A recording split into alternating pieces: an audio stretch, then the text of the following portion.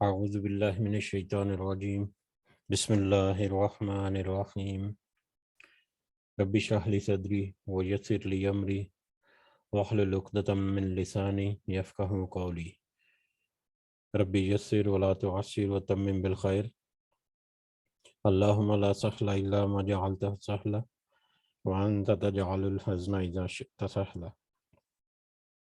اللہم انفعنی بما علمتنی وعلمنی ما ینفعنی وزدنی علما آمین یا رب العالمین۔ آج ہم انشاءاللہ اللہ کے خاص فضل و کرم سے، اس کی توفیق سے، اس کی ہمارے دلوں میں ڈالی ہوئی محبت اور رحمت سے سورۃ الانفال کی آیت نمبر 29 نمبر آیت سے آنورڈ دیکھیں گے، اس دعا کے ساتھ کہ ہم جو کوشش کر رہے ہیں یا جس مقصد کے لیے ہم صبح صبح اللہ کے حضور اس کا کلام سمجھنے کی کوشش کرتے ہیں، اس مقصد میں اللہ تعالی ہمیں کامیاب فرمائے اور اس کا فائدہ ہمیں دنیا میں بھی اور خاص کر آخرت میں کامیاب لوگوں میں شمار کرنے کی شکل میں فرمائے، اور اس کا نفع ہمیں نہ صرف ہماری اپنی اصلاح کرنے میں اللہ تعالی مدد فرمائے، اور ہمارے اہل و عیال اور ہماری جو دوست احباب اور فیملیز ہیں، ہم اللہ سے دعا ہے کہ ہم اللہ تعالی ہمیں ہمت و توفیق دے کہ ہم ان کی بھی اصلاح کر سکیں اور ان کو بھی اپنے ساتھ جنت الفردوس میں لے جا سکیں، آمین یا رب العالمین۔ تو آج آیت نمبر 29 سے شروع کریں گے انشاءاللہ۔ اس سے پہلے ہم نے دیکھا کہ جب سے سورۃ الانفال شروع ہوئی ہے تو اس میں غزوہ بدر، جنگ بدر سے متعلقہ کچھ حالات و واقعات ذکر ہوئے، اس میں اللہ تعالیٰ نے کس طرح سے مسلمانوں کی مدد کی، مسلمانوں کے اوپر اللہ تعالیٰ کے انعامات کیا کیا تھے، کس طرح سے مسلمانوں کا پھر ریئیکشن ہوا، اور پھر اس میں ایک خاص بات جو ہم دیکھیں گے، ہم نے دیکھی کہ اللہ تعالیٰ نے خطاب کیا مومنوں سے بھی اور کافروں سے بھی۔ مومنوں سے خطاب کر کے اللہ تعالیٰ ان کو یہ باور کرا رہے ہیں کہ یہ ساری جو فتح ہے یہ تو صرف اللہ کی جو رحمت ہے اور اللہ کی مدد جو ہے یہ تو اسی سے نصیب ہوئی، اور یہ فتح جو ہے یہ قتل جو کیے تم نے، یا نبی کریم صلی اللہ علیہ وسلم کے بارے میں بھی کہا گیا کہ آپ نے یہ جو مٹھی بھر مٹی یا کنکریاں جو ہے وہ پھینکی تھیں، جس کا ایک اثر بہت ہی بڑا اثر ہوا لشکر پر، مشرکین کے لشکر پر، تو یہ تو سب کچھ اللہ تعالیٰ کی طرف سے مدد اور اس کی خاص رحمت ہے۔ تو اب اس صورت میں پھر مومنوں سے کہا گیا کہ تم اپنے اصلاح کرو، اپنے مابین کے معاملات کو درست کرو، تقوی اختیار کرنے کا کہا گیا، اللہ کے راستے میں رزق کو خرچ کرنے کا کہا گیا، اور اس طرح کے بہت سارے احکامات جو اللہ تعالیٰ کے ہیں ان کی یاد دہانی کرائے گی یہاں پر، یا ان میں زیادہ تقویت یا ان کی زیادہ اہمیت جو ہے اس کو اجاگر کیا گیا۔ اس کے علاوہ مشرکین جو کفار تھے ان کے ساتھ بھی خطاب ہوا کہ تمہارا یہ جو عمل ہے یا یہ جنگ میں ہار کا نتیجہ جو ہے اس کی وجوہات کیا ہیں، کہ کس طرح سے تم تو مکہ سے یہ دعا کرتے ہوئے نکلے تھے کہ اے اللہ ایک جس نے قطع رحمی کی ہے یا جس نے ناانصافی کی ہے اس کے ساتھ اس کو مطلب اس کو ہم سے واضح کر دے اور اس کو سزا دے، تو یہ سزا جو ہے یہ تمہارے لیے ہے، اور اب تو سب کچھ واضح ہو گیا کہ حق پر کون ہے اور باطل کون ہے۔ اس طرح سے سارے واقعات اور سارے معاملات جو ہیں وہ پچھلی آیات میں آئے ہیں، انہی کا سلسلہ جو ہے وہ آگے بھی چلتا ہے۔ تو آج ہم شروع کرتے ہیں آج نئی آیت کے ساتھ انشاءاللہ، آیت نمبر 29۔ اعوذ باللہ من الشیطان الرجیم۔ یا ایھا الذین آمنوا، اے وہ لوگوں جو ایمان لائے ہو، اے ایمان والو، اے مومنو، ان تتقوا اللہ، اگر تم ڈرو اللہ تعالیٰ سے، اگر تم اللہ سے ڈرتے رہو، یجعل تو بنا دے گا لکم تمہارے لیے فرقاناً، فرق کرنے کی کسوٹی، تو وہ تمہارے لیے فرق کرنے والا یا تمہارے لیے کسوٹی بنا دے گا، تمہارے لیے فرق کرنے والے۔ اے ایمان والو جو تم ایمان لائے، اے لوگوں جو ایمان لائے ہیں، اے ایمان والا تم سب ڈرو، اگر تم سب ڈرو اللہ سے۔ اب جب اللہ سے ڈرنے کا کہا گیا تو اس کا مطلب یہ نہیں کہ کوئی ظاہری طور پر کوئی خوف طاری کر لینا اپنے اوپر، بلکہ یہ ہمیں بہت اچھی طرح سے پتہ ہے کہ اللہ سے ڈرنے کا مطلب اللہ کی جتنے بھی ایمان کے تقاضے اور اس کے اوپر عمل کرنے کے جتنے بھی تقاضے ہیں، اور خاص کر اس میں نیکی کا حکم دینا اور برائی سے روکنا، یہ سب کچھ اس میں آ جاتا ہے۔ اور انسان جتنا اللہ تعالیٰ سے ڈرتا ہے، جتنا زیادہ تقوی اختیار کرتا ہے، جتنا زیادہ متقی بنتا ہے، اتنا ہی زیادہ وہ اللہ کے قریب ہوتا جاتا ہے، جتنا زیادہ اللہ کی طرف وہ لگاؤ لگاتا ہے، جتنا زیادہ وہ اللہ کی بات کو سنتا ہے، اس کو سمجھنے کی کوشش کرتا ہے، اس پر عمل کرنے کی کوشش کرتا ہے، وہ اتنا ہی زیادہ متقی بن جاتا ہے، یعنی اتنا ہی زیادہ وہ اللہ سے ڈرنا شروع ہو جاتا ہے، ڈرتا ہے، متقی بنتا ہے۔ تو اگر تم صحیح معنوں میں اللہ سے ڈرنے والے بن جاؤ، صحیح معنوں میں تقوی اختیار کرو، متقی بن جاؤ، تو اس کا نتیجہ کیا ہوگا؟ اس کا نتیجہ یہاں پر یا اس کے بدلے میں اللہ تعالیٰ کیسے ایک اور احسان بھی تقوی اختیار کرنے مومنوں پر کریں گے، وہ کیا ہے؟ یجعل لکم فرقانا، وہ تمہارے لیے فرق کرنے کی کسوٹی بنا دے گا، تمہارے لیے بنا دے گا فرق۔ اب فرق کرنا کیا ہے؟ جدا کرنا، ایک دوسرے سے جدا کرنا۔ فرق پھاڑنے کو بھی کہتے ہیں۔ زمین سے پھٹ کر جب پودا کومپل جو باہر نکلتی ہے بیج کا، تو وہ بھی زمین کو پھاڑ کر اپنے رستے کو بنانے کے لیے دونوں طرف سے زمین کو ہٹا کر، یعنی پھاڑ کر نکلتی ہے۔ تو پھاڑنا ہوتا ہے واضح کرنا، فرق کو واضح کرنا، ایک چیز سے دوسری چیز کو الگ کر دینا۔ اور یہاں پر جو فرقان ہے اس کا مطلب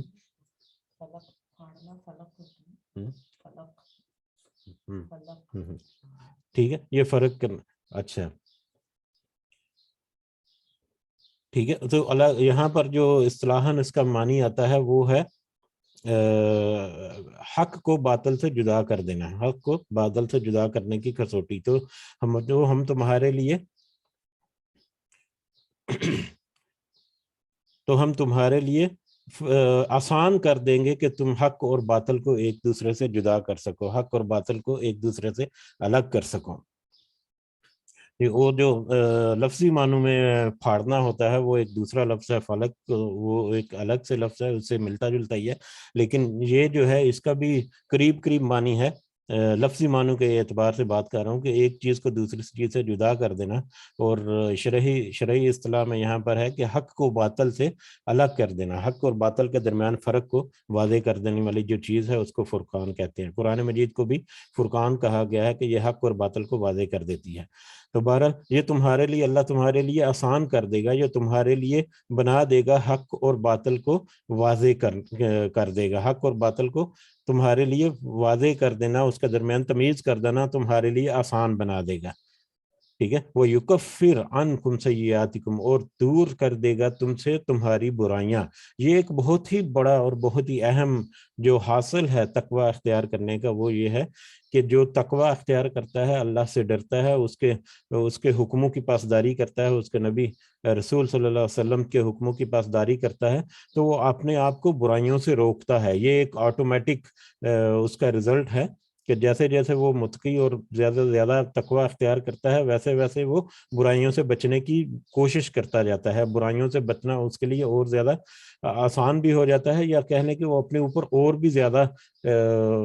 مطلب دھیان رکھتا ہے کہ وہ برائیوں سے دور رہے، تو وہ تمہیں برائیوں سے دور کر دے گا۔ وَيَغْفِرْ لَكُمْ، اور وہ بخش دے گا تم کو۔ اگر بھول چوک میں، انجانے میں، غیر ارادی طور پر کوئی چھوٹے موٹے معاملات میں کچھ غلطی ہو گئی، کچھ ایسے معاملات ہو گئے، تو اللہ تعالیٰ تم کو بخش بھی دے گا، وہ تمہارے لیے بخشش بھی رکھے گا۔ واللہ ذو الفضل العظیم، اور اللہ تعالیٰ تو بہت بڑے فضل والا ہے، اللہ تعالیٰ کا فضل تو بہت ہی بڑا ہے، اس کے لیے تو ہر چیز ممکن ہے کہ وہ تمہارے سارے گناہوں کو معاف کر دے، تم کو برائیوں سے بالکل دور کر دے، اور تمہیں صحیح معنوں میں حق اور باطل کے درمیان تمیز کرنے کی سمجھ بوجھ کر جو ہے وہ دے دے۔ وَإِذْ يَمْكُرُ اور جب خفیہ تدبیریں کر رہے تھے بِکَ آپ کے خلاف یا آپ کے لیے آپ کے خلاف، وہ جب خفیہ تدبیریں کر رہے تھے آپ کے خلاف، الذین کفروا جن لوگوں نے کفر کیا یعنی کافر جو ہیں مشرک، جب وہ آپ کے خلاف خفیہ تدبیریں کر رہے تھے، یمکرو مکر کرنا، خفیہ تدبیر کرنا، اس کو ہم دیکھتے ہیں کیا ہوتا ہے، لیثبتو کا تاکہ وہ سب قابو کر لیں یا قید کر لیں آپ کو، یقتلو کا یا وہ قتل کر دیں آپ کو۔ یہ نبی کریم صلی اللہ علیہ وسلم کے بارے میں کافروں کا ایک پلاننگ جو ہے اس کا ذکر کیا جاتا ہے کہ جا رہا ہے کہ جب وہ آپ کے خلاف خفیہ تدبیریں کر رہے تھے کہ یا تو آپ کو قید کر لیں، قابو میں کر لیں، یا آپ کو نعوذ باللہ قتل کر لیں، او یخرجوکا یا وہ سب نکال دیں آپ کو مکہ سے یا بستی سے، وَيَمْكُرُونَ اور وہ خفیہ تدبیریں کر رہے تھے، یعنی مشرک جو ہے وہ خفیہ تدبیریں کر رہے تھے، وَيَمْكُرُ اللَّهُ اور اللہ بھی تدبیر کر رہا تھا، وَاللَّهُ خَيْرٌ اور اللہ تو سب سے بہتر ہے الماکرین تدبیریں کرنے والا، خفیہ تدبیریں کرنے والوں سے۔ اب تو مکر جو کرنا ہے، مکر کیا ہے؟ عام اردو کے الفاظ میں نہیں، جب ہم دیکھیں تو اردو میں ہم مکر کو ہمیشہ نیگیٹو معنوں میں لیتے ہیں، مکر کرنا، فریب کرتا ہے دھوکہ دے کر، ٹھیک ہے، لیکن جو اس کے جب براڈ مطلب کھلے طور پر اس کو اگر ہم دیکھیں اس لفظ کو، تو اس کا مطلب ہے خفیہ طور پر دوسروں سے چھپ کر کوئی ایسا وار کرنا یا کوئی ایسی تدبیر یا ایسی پلاننگ یا اس طرح سے کوئی کام کرنا کہ دوسروں کو اس کا پتہ نہ چل سکے اور اس کا اپنا مقصد جو ہے وہ حل ہو سکے، ٹھیک ہے۔ تو یہاں پر عام طور پر اردو میں اس کا مکر بھی ترجمہ کر لیا جاتا ہے، لیکن جو اردو کا جو معنی ہے وہ تھوڑا سا ڈفرینٹ ہے۔ یہاں پر جو مکر ہے وہ ہے خفیہ، یعنی کہ ڈھکی چھپی، چھپا کر کوئی تدبیر کرنا یا چھپ کر وار کرنا اس طریقے سے کہ اپنا مقصد جو ہے وہ پورا ہو جائے۔ تو یہاں پر ہے کہ جب وہ خفیہ تدبیریں کر رہے تھے، یہ کافروں کا مشرکین مکہ کا ایک واقعہ یہاں پر اس کی طرف اشارہ کی اللہ تعالیٰ نے ہجرت مکہ سے پہلے، ہجرت مدینہ سے پہلے، جب مکہ سے زیادہ تر مسلمان جو ہے تھوڑے تھوڑے کر کے مدینہ کی طرف ہجرت کر چکے تھے،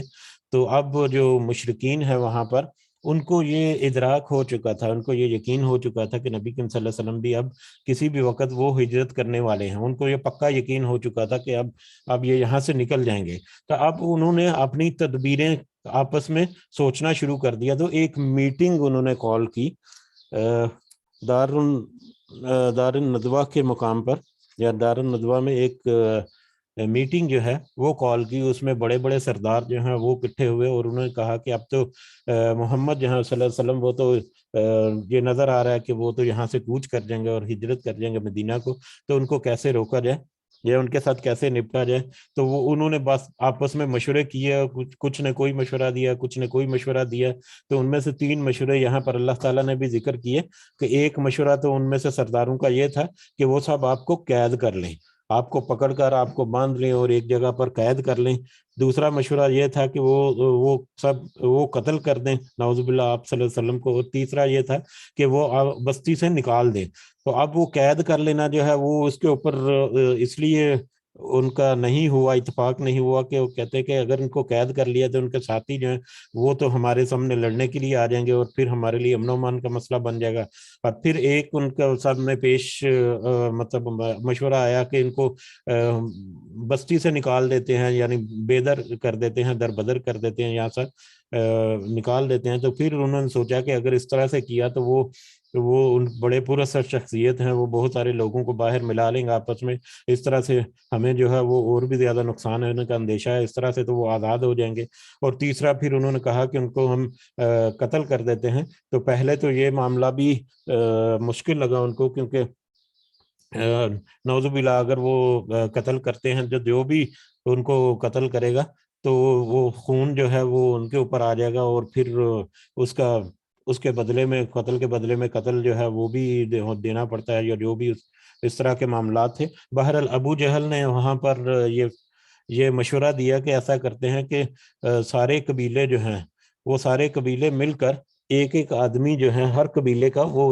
وہ اکٹھا کر کے ایک گروپ بناتے ہیں اس طرح سے، اور پھر رات کو گھات لگا کر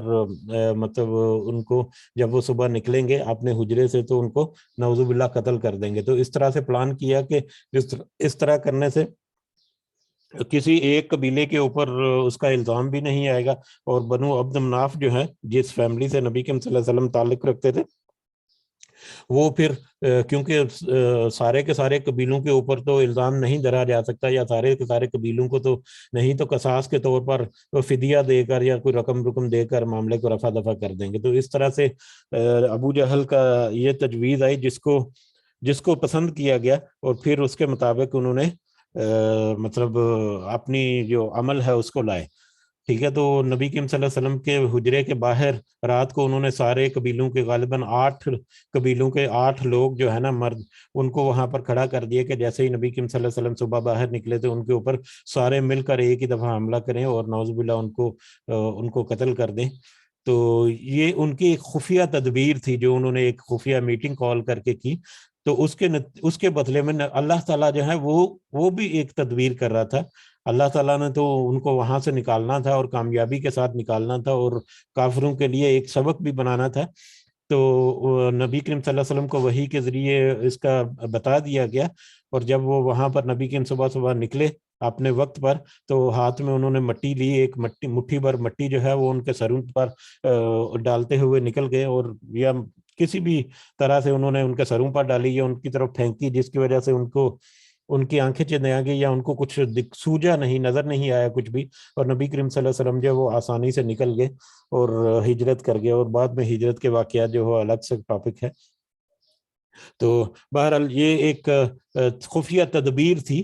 ایک پلاننگ تھی, ایک اسٹریٹجی تھی جو مشرکین کی طرف سے, اور اس کے مقابلے میں اللہ تعالیٰ نے بھی ایک خفیہ تدبیر کی اور اس خفیہ تدبیر کے نتیجے میں نبی کریم صلی اللہ علیہ وسلم جو ہے وہ ہجرت کرنے میں وہاں سے نکلنے میں کامیاب بھی ہو گئے. اور اللہ کی تدبیر کے آگے ان کی ساری تدبیریں جو ہیں وہ دری کی دری رہ گئیں. تو اس کا یہاں پر ذکر ہے کہ جب وہ آپ کے خلاف خفیہ تدبیریں کر رہے تھے کہ آپ کو قابو کر لیں یا قتل کر دیں یا آپ کو بستی سے نکال دیں, تو اللہ بھی ایک خفیہ تدبیر کر رہا تھا. اور اللہ تو سب سے بہتر ہے تدبیر کرنے والا. اللہ کی تدبیر کے آگے تو کسی اور کی تدبیر جو ہے وہ ٹھہر ہی نہیں سکتی. وَإِذْ تُتْلَى, اور جب پڑھی جاتی ہے علیہم آیاتنا, ان پر ہماری آیات. اب یہ مشرکین کا ایک اور دوسرا رویہ جو ہے اس کا بھی پہلے تذکرہ ہو چکا ہے,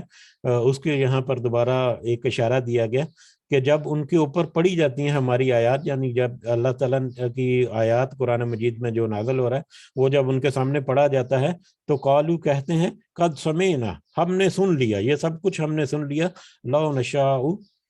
اگر ہم چاہیں, لقلنا, تو یقیناً ہم بھی کہہ دیں, قلنا ہم بھی کہہ دیں, مثل ھذا, اس کی مثل, اگر ہم چاہیں تو ہم بھی اس کی مثل کچھ کہہ دیں, یعنی ہم بھی کوئی سٹوری کہہ دیں. آگے دیکھتے ہیں کیا ہے. ان ھذا, نہیں ہے یہ, الا اساطیر الاولین, مگر سب لوگوں کے افسانے, نہیں ہے مگر یہ سب لوگوں کے یا پچھلے گزر چکے جو لوگ ہیں ان کے افسانے. جب ان کے اوپر آیات اللہ تعالیٰ کی پڑھی جاتی ہیں ان میں ہمیں پتہ ہے کہ پچھلی قوموں کے قصے جو ہیں وہ بھی موجود ہے. خاص کر مکی جو تو صورتیں پڑھی ہم نے, اس میں سورۃ الاعراف میں ہم نے پڑھا کہ کس طرح سے 6 رسولوں کے بارے میں مختلف ذکر کیا, 6 قوموں کے بارے میں, اور اس کے علاوہ بھی بہت ساری قوموں کا تذکرہ جو ہوا یہاں پر اللہ تعالیٰ نے قرآن مجید میں کیا. تو وہ کہتے ہیں کہ یہ ہم نے سن لی ہیں, یہ تو کچھ نہیں اس کے علاوہ کہ پچھلے لوگوں کے افسانے ہیں یا پچھلے لوگوں کی کہانیاں ہیں, کہاوتیں ہیں, اس کے علاوہ تو ہمیں ان میں کچھ نظر نہیں آتا. یہ ان کا کہنا تھا. ظاہر ہے انہوں نے تو ہدایت جو ہے اس کو حاصل کرنے کی کوشش ہی نہیں کی, نہ کی نیت کی انہوں نے کہ صحیح معنوں میں کھلے دل سے اس کو سنیں, اس کی حکمت کو سمجھے اور اس میں کیا پیغام چھپا ہوا ہے اس کو وہ سمجھنے کی کوشش کریں. تو اپنی گمراہی میں بھٹکتے ہوئے انہوں نے یہ بھی کہہ دیا کہ یہ تو پرانے لوگوں کے, پچھلے لوگوں کے صرف افسانے ہی ہیں, اس کے علاوہ کچھ نہیں. وَإِذْ قَالُوا, اور جب انہوں نے کہا, وَإِذْ قَالُوا اللَّهُمَّ اے اللہ, جب انہوں نے کہا اے اللہ, ان کان ھذا ھو الحق, اگر یہ حق ہے, یہ قرآن جو ہے نازل ہو رہا ہے یہی حق ہے, من عندی کا, تیری طرف سے. انہوں نے یہ تک کہہ دیا کہ اگر یہ کلام جو ہے, یہ قرآن جو ہے, یہ جو تیری, اگر تو واقعی حق کے ساتھ نازل ہو رہا ہے اور واقعی اگر اللہ کا کلام ہے اور اللہ کی طرف سے نازل ہو رہا ہے, اور اگر اگر واقعی یہ تیری طرف سے نازل ہو رہا ہے اور سچا ہے, تو پھر فمطر, تو پس تو برسا علینا حجارتن، ہم پر پتھر، تو پھر تم ہم پر پتھر برسا، من السماء، آسمان سے، اوے اتنا یہ لے ہم پر بھی عذاب علیم، کوئی دردناک عذاب، کوئی دردناک عذاب۔ اب یہ بھی ان کا کہنا تھا کہ اگر تو قرآن جو ہے وہ صحیح معنوں میں حق ہے اور جو اس میں آ رہا ہے وہ سارا کچھ شک ہے، سچ ہے، اور محمد جو ہے رسول اللہ صلی اللہ علیہ وسلم جو ہے وہ اللہ کے سچے نبی ہیں، تو پھر ہمارے اوپر عذاب کیوں نہیں ہوتا؟ جس طرح سے پچھلی قوموں کے اوپر عذاب آیا جب انہوں نے مطلب جھٹلایا اور انکار کیا، اور ان کا انکار جو حد سے گزر گیا، تو ان کے اوپر جس طرح پچھلی قوموں پر عذاب آئے، اسی طرح ہم بھی انکار کر رہے ہیں، اب بھی مسلسل انکار کرتے جا رہے ہیں۔ تو اگر واقعی سچ ہے تو پھر ہمارے انکار کی وجہ سے ہم پہ اوپر عذاب کیوں نہیں آتا اللہ کی طرف سے؟ یہ بھی ان کا ایک کہنا تھا، اس کی طرف اشارہ کیا انہوں نے کہ اگر تو واقعی یہ قرآن سچ ہے تو ہم تو اس کی تکذیب کرتے جا رہے ہیں، انکار کرتے جا رہے ہیں، تو پھر اللہ تعالیٰ ہمیں کسی صورت میں عذاب دے، پتھر سے آسمان برسائے یا کوئی بھی دردناک عذاب دے جیسے پچھلی قوموں پر آیا۔ وما کان اللہ لیعذبہم، اور نہیں ہے اللہ کے وہ عذاب دے انہیں۔ اب ان کے اوپر عذاب کیوں نہیں آتا اس کا اللہ تعالیٰ یہاں پر ذکر کر رہے ہیں کہ نہیں ہے اللہ کے وہ عذاب دے انہیں، وانت فیہم، اس حال میں کہ آپ ان میں موجود ہیں۔ نبی کریم صلی اللہ علیہ وسلم جب تک ان میں موجود ہیں، یہ اللہ تعالیٰ کی ایک سنت رہی ہے پچھلی قوموں کے بارے میں بھی، کہ جب تک وہ رسول یا نبی اس قوم کے درمیان رہے اس کو عذاب نہیں آیا۔ جب بھی عذاب آیا تو وہ نبی یا رسول جو ہیں وہ اور ان کے جو ساتھی ہیں جو ان کے اوپر ایمان لائے صحیح دل سے، ان کو وہاں سے نکال دیا گیا، کوئی تدبیر کر کے یا کسی بھی طریقے سے ان کو وہاں سے نکال دیا گیا، اور پیچھے پھر امت جو ہے اس کو ہلاک کر دیا، قوم کو ہلاک کر دیا گیا۔ تو یہی اللہ کا قانون جو ہے یہاں پر بھی اس کا قانون جو ہے وہ لاگو ہوا کہ وہ نہیں عذاب دے گا اس حال میں کہ آپ ان میں موجود ہیں۔ جب تک نبی کریم صلی اللہ علیہ وسلم ان میں موجود ہیں ان کے اوپر عذاب نہیں آ سکتا تھا، ٹھیک ہے۔ وما کان اللہ معذبہم، اور نہیں ہے اللہ عذاب دینے والا ان کو، وہم یستغفرون، اور اس حال میں کہ وہ سب مغفرت یا بخشش بھی طلب کرتے ہوں، اور اس حال میں کہ وہ سب بخشش بھی طلب کرتے ہوں۔ اور اللہ تعالیٰ کے عذاب کا ایک دوسرا قانون جو ہے وہ بھی یہاں پر ہے کہ جب تک وہ بستی میں مغفرت طلب کرنے والے، بخشش طلب کرنے والے، ہدایت طلب کرنے والے لوگ موجود ہوں تب بھی ان کے اوپر عذاب نہیں آتا۔ تو اب مکہ، اہل مکہ کی صورت میں یہ کیا ہے، جب تک نبی کریم صلی اللہ علیہ وسلم موجود ہیں اس وقت تک تو عذاب نہیں آئے گا، ایک تو یہ قانون ٹھہر گیا۔ دوسرا وہ بخشش کیسے طلب کرتے ہیں، اس میں دو تین سچویشنز ہو سکتی ہیں۔ ایک تو یہ ہے کہ ان میں پھر بھی کچھ اکا دوکا لوگ جو ہیں وہ کچھ سمجھنے کی کوشش کرتے تھے، یا کچھ آہستہ آہستہ اسلام کی طرف مرغوب ہو کر آگے، اور پھر اسلام بھی قبول کرنے والے تھے کچھ جو کچھ سوچتے تھے، لیکن کچھ مختلف وجوہات کی طرف پر واضح طور پر وہ مطلب ساتھ دینے سے بھی مطلب مشکل تھا ان کے لیے۔ یا دوسرا یہ ہو سکتا ہے کہ مکہ میں وہ جب طواف کرتے تھے تو غفرانک، تلبیہ جو ہے وہ بھی پڑھتے تھے، یا مختلف طریقے سے صحیح معنوں میں اللہ سے بھی کبھی کبھی وہ مدد مانگتے تھے، کیونکہ اللہ کی موجودگی، اللہ کا انکار نہیں کرتے تھے، اس کے ساتھ تو دوسرے بتوں کا، دوسرے چیزوں کا شرک کرتے تھے۔ تو اس طرح سے وہ ڈھکے چھپے الفاظ میں وہ اللہ سے استغفار بھی کرتے تھے۔ خاص کر وہ تفاسیر میں آیا ہے کہ خانہ کعبہ کا طواف کرتے ہوئے تلبیہ کہتے تھے، غفرانک یا ربک، اس طرح سے۔ تو ایسی صورت میں اللہ تعالیٰ کہتے ہیں جبکہ وہ بخشش بھی طلب کر رہے ہیں، اور ان میں سے کچھ لوگ جو ہیں اللہ تعالیٰ ان کو ہدایت دیتے ہیں اور وہ اسلام کی طرف آ بھی جاتے ہیں، تو ایسی صورت میں بھی ان کے اوپر عذاب نہیں بھیج سکتا اللہ۔ ان کو کیوں عذاب دے جب ان میں بخشش طلب کرنے والے لوگ بھی موجود ہوں۔ وما لہم اللہ یعذبہم، وما لہم اللہ یعذبہم اللہ، اور کیا ہے ان کو کہ نہ عذاب دے انہیں، اور کیا وجہ ہے اس کے علاوہ، اور کیا وجہ ہے کہ انہیں وہ عذاب نہ دے، وہم یصدون، اس حال میں کہ وہ سب روک رہے ہیں، عن المسجد الحرام، مسجد الحرام سے۔ اب ان کے اوپر عذاب کیوں نہ دے؟ ان کے اوپر تو عذاب آنا چاہیے تھا کہ وہ اللہ تعالیٰ ان کو عذاب دے کہ وہ اس حال میں کہ وہ مسجد الحرام سے روک رہے ہیں مختلف لوگوں کو، یا مختلف قسم کے وہ اس کے متولی بنے ہوئے تھے۔ آگے آیت میں آتا ہے وما کانو، حالانکہ نہیں ہے وہ، اولیاء، اس کے ولی یا اس کے متولی، حالانکہ وہ اس کے متولی، اس کے صحیح حقدار متولی نہیں ہے۔ ان اولیاءہ، نہیں ہے اس کے متولی الا المتقون مگر سب متقی لوگ، ولیکن اور لیکن اکثرہم ان میں سے اکثر لا یعلمون نہیں جانتے۔ اب اللہ ان کو عذاب کیوں نہ دے جبکہ وہ مسجد الحرام جو ہے اس میں داخل ہونے سے یا اس سے کچھ لوگوں کو روکتے تھے۔ اب ہمیں پتہ ہے کہ مسلمانوں کو روکا گیا مسجد میں داخل ہونے سے، مسجد الحرام میں، یا خاص کر جب ہجرت مدینہ ہو چکی تو اس کے بعد پھر بلکہ ایک وفد بھی آیا تھا مدینہ سے، تو اس کو بھی روک دیا تھا مشرکین نے وہاں پر کہ تم لوگوں نے تو ہمارے ایک جو مطلب بندے ہیں ان کو تم نے پناہ دے رکھی ہے اور وہ ہمارے خلاف تدبیریں کرتے ہیں، تو ہم تمہیں مکہ میں یہاں پر مسجد میں آنے کی اجازت نہیں دیں گے۔ تو اس طرح کے معاملات وہ کرتے تھے۔ تو اللہ کہہ رہے ہیں کہ اب ان کے اوپر عذاب کیوں نہ آئے کہ جبکہ وہ مسجد الحرام میں جانے سے بھی روکتے تھے، حالانکہ وہ اس کے متولی نہیں ہے۔ متولی جو اس کے جو خدمتگار ہیں، وہ صحیح معنوں میں یہ حقیقی حقدار ولی اس کے نہیں ہے۔ ان اولیاءہ الا المتقون، اس کے حقیقی متولی تو یہ ہیں جو متقی ہیں، جو صحیح تقوی اختیار کرنے والے، صحیح معنوں میں اللہ کا ڈر اختیار کرنے والے، اور اللہ کو وحدہ لا شریک ماننے والے جو ہیں، صحیح معنوں میں تو وہ حقدار ہیں کہ وہ اس کعبہ کے یا اس مسجد الحرام کے متولی ہوں، اس کے وہ مطلب خدمت گزار ہوں، یا جن کی کسٹڈی میں ہونا چاہیے۔ وہ لوگ تو بس زبردستی سے انہوں نے اس کے اوپر کہہ لیں کہ قبضہ کیا ہوا ہے، جبکہ خرافات اور مطلب شرکیہ قسم کے رسومات وغیرہ جو وہ ادا کرتے ہیں، ایسی صورت میں تو ان کا وہاں پر ولی ہونے کا حق بھی نہیں۔ ولیکن اکثرہم لا یعلمون، لیکن اکثر ان میں سے جانتے ہی نہیں ہیں، وہ تو اکثر اس سے لا علم ہے یا اس کو جاننے کی صحیح معنوں میں کوشش ہی نہیں کرتے۔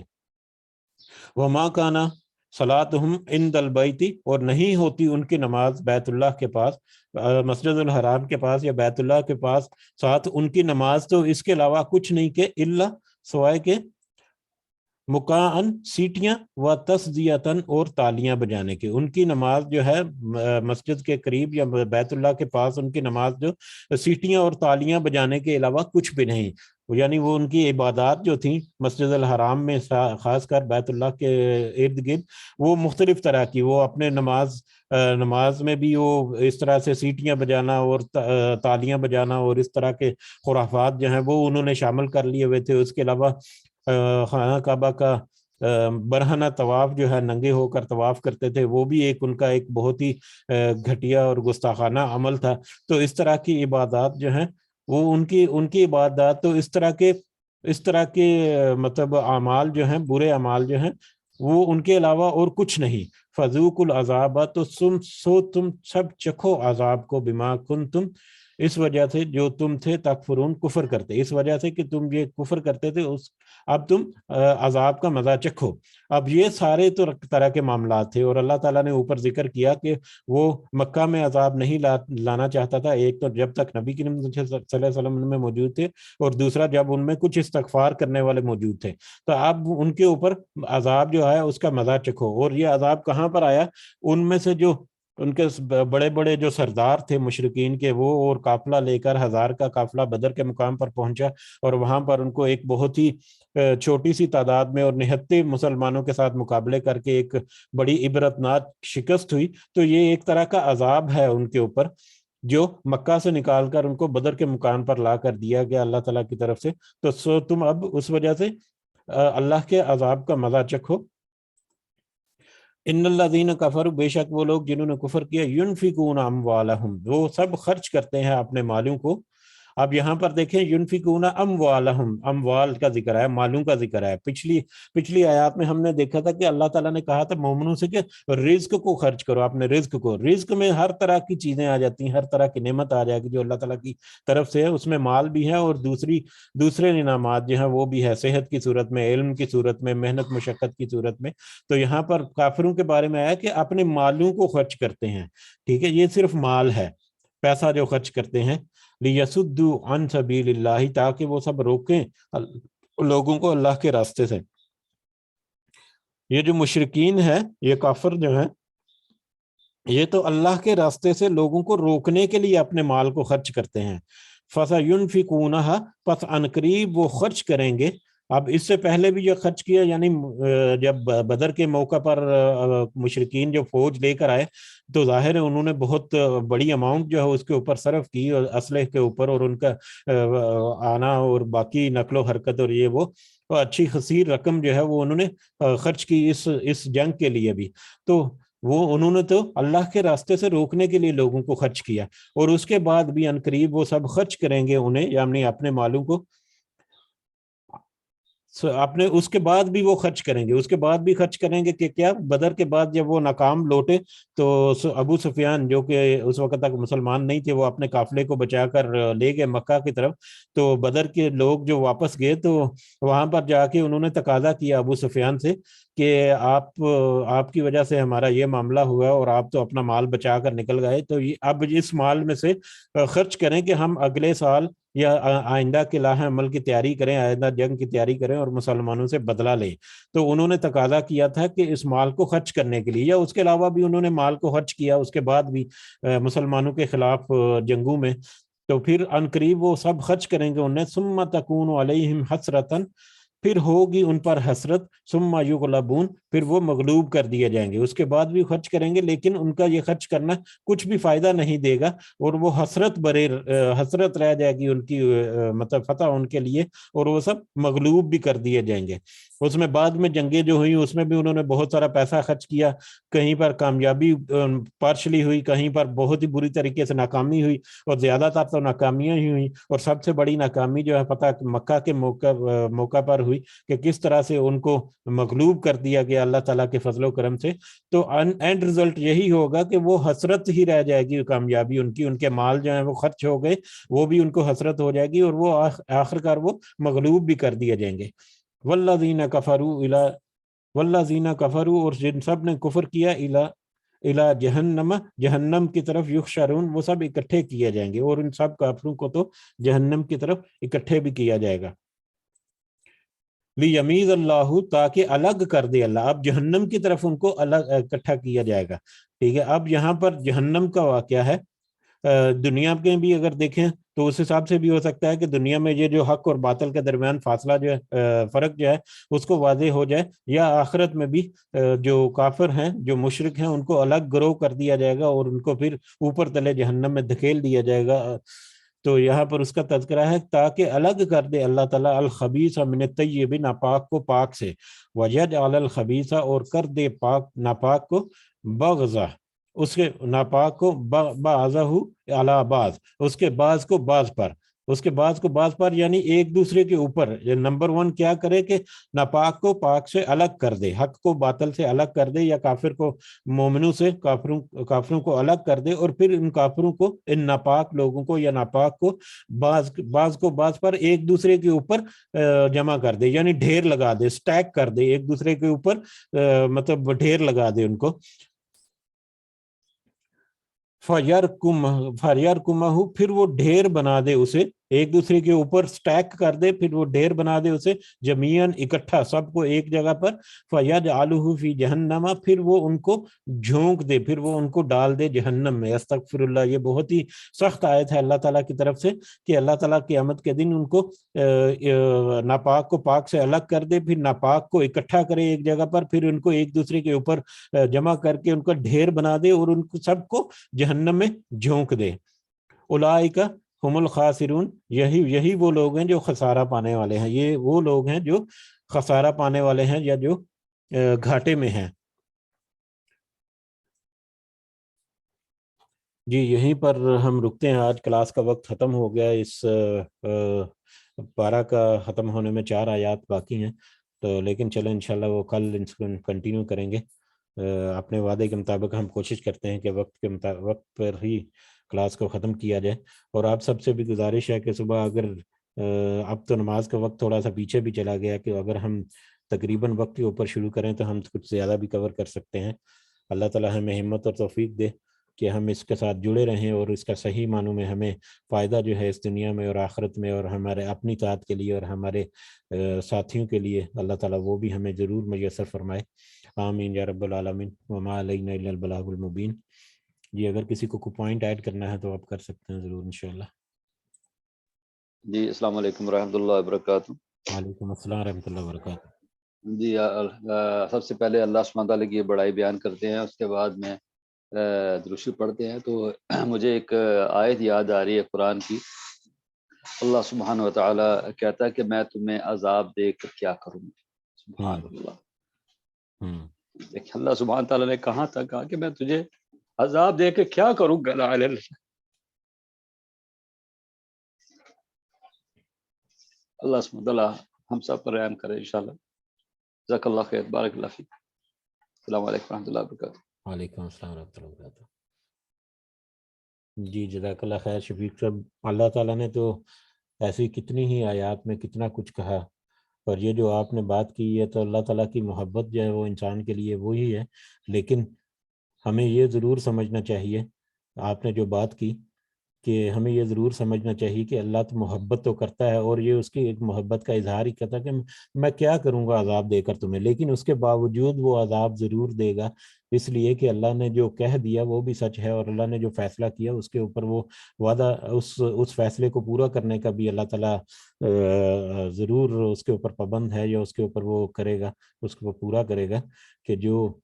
کفر کریں گے، شرک کریں گے، جو نافرمانی کریں گے، اس کو سزا بھی دے گا اللہ تعالیٰ.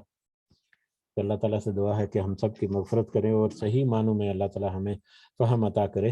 ہم صرف یہی نہ کہتے رہیں کہ اللہ تعالیٰ 70 ماؤں سے زیادہ بھی پیار کرتا ہے. ہمیں یہ بھی سمجھ آنی چاہیے کہ اللہ تعالیٰ غضبناک بھی بہت ہوتا ہے ایسے لوگوں کے لیے جو اللہ کی نافرمانی کرتے ہیں. بہرحال میرا مطلب ہے میں نے کہ اللہ سبحانہ تعالیٰ دیکھو کہاں کس حد تک انسان سے محبت کرتا ہے، کس حد تک ہے. اللہ حفظنا انشاءاللہ. اللہ حفظنا.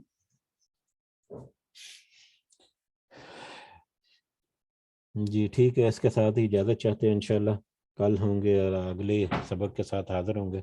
اور انشاءاللہ کوشش کریں گے کہ تقریباً وقت کے اوپر اپنی جو سبق ہے اس کو شروع کر لیں. اللہ تعالیٰ ہمارا حامی و ناصر ہو. اللہ تعالیٰ ہمارے سارے معاملات جو ہیں ان کو درست کرے، ہمارے لیے آسانیاں کرے. اللہ تعالیٰ ہمیں ہمت و توفیق دے کہ ہم اپنی ظاہری تو ٹھیک ہے، ہم اپنی جو مخفی جو دنیا ہے، جو ہماری اپنی ذات ہے، ہم اپنی ذات کے اندر ہمارے جو معاملات ہیں، اللہ تعالیٰ ان کو ہمیں سلجھانے کی توفیق عطا فرمائے، اور ہمیں اپنی اصلاح اور اپنے جاننے والوں کی اصلاح کرنے کی توفیق عطا فرمائے. اللہ تعالیٰ ہمارے والدین کے اوپر ضرور اور ضرور یا اللہ سے ان کے اوپر رحم اور فضل فرما، اور ان کو اپنی خاص رحمت سے جو دنیا میں حیات ہیں ان کو